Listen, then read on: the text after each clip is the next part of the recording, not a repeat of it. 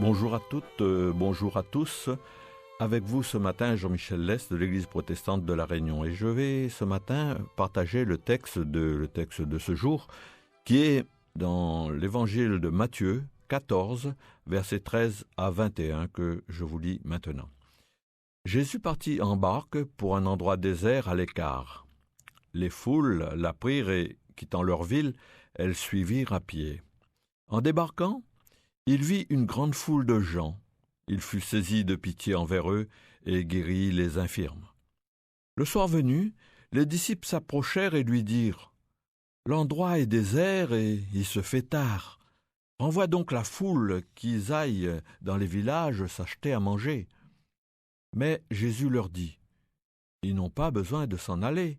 Donnez-leur vous-même à manger. » Alors ils lui dirent « Nous n'avons là que 5 pains et 2 poissons. » Jésus dit « Apportez-les-moi ici. » Puis, ordonnant à la foule de s'asseoir sur l'herbe, il prit les 5 pains et les 2 poissons, et, levant les yeux au ciel, il prononça la bénédiction, il rompit le pain, il les donna aux disciples, et les disciples les donnèrent à la foule.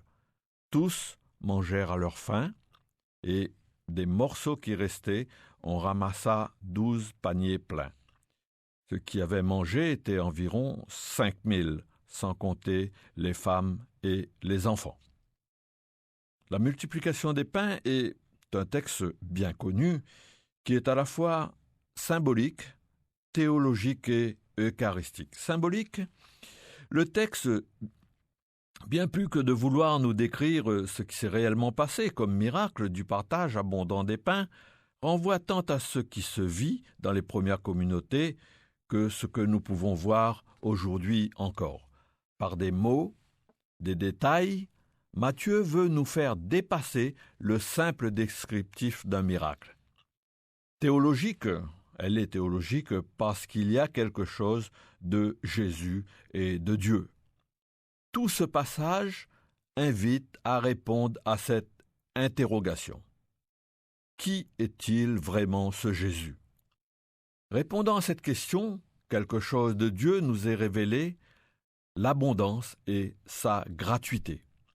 Eucharistique aussi parce que le lien est évident entre ce partage des pains et ce qui se vivra lors de la dernière scène, la veille de sa crucifixion.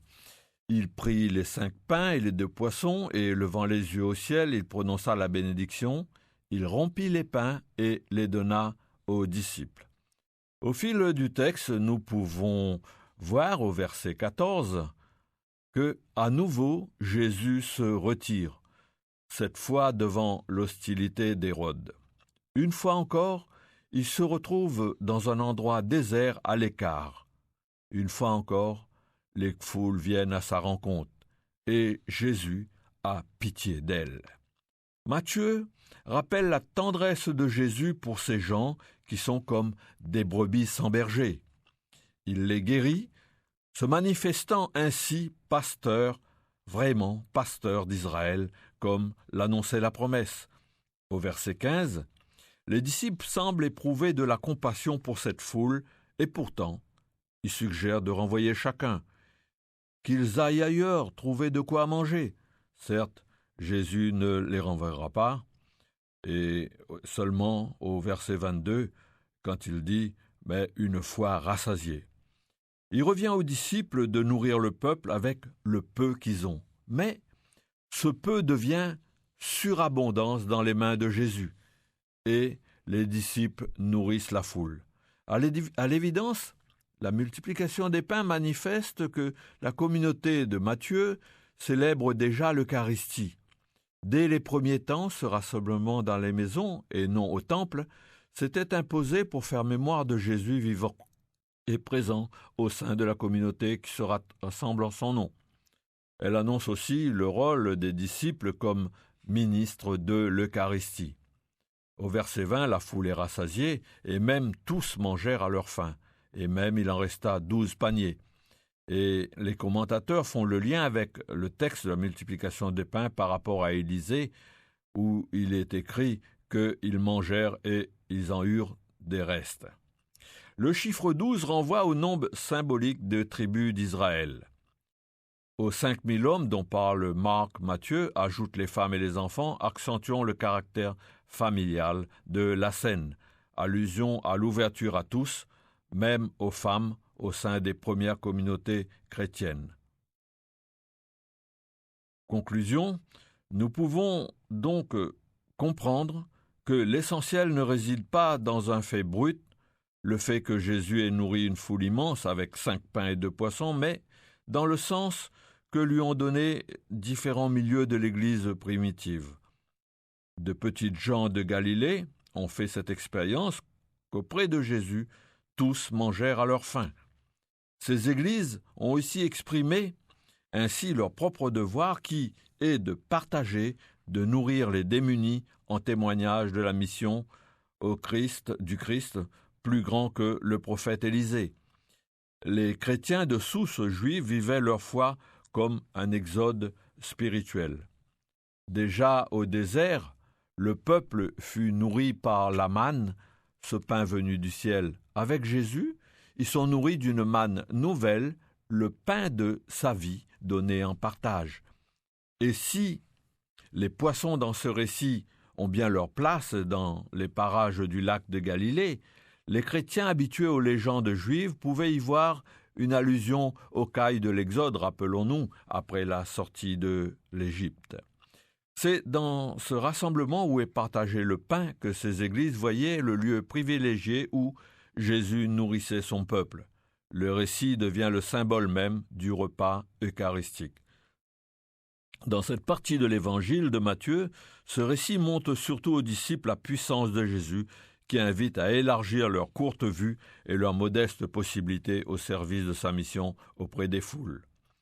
Il y avait tant de gestes inattendus rencontrés, tant de personnes, puis qu'il était une espérance, et il racontait Dieu avec des paraboles simples qui interpellaient tellement, alors ils l'ont suivi jusque dans un endroit désert.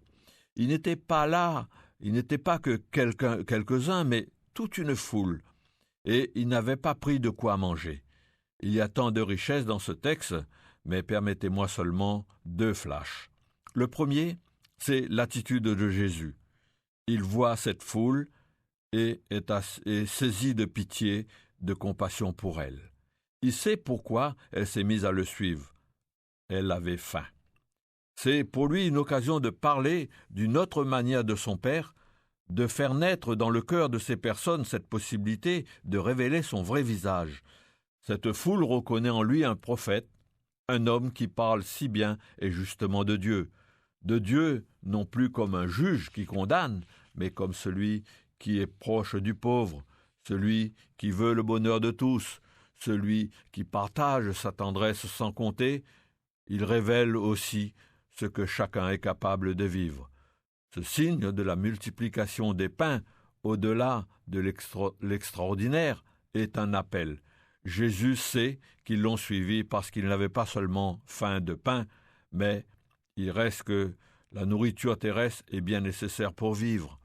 Aux apôtres qui viennent le trouver pour qu'il renvoie la foule reportant le problème ailleurs, il leur dit « Donnez-leur vous-même à manger ».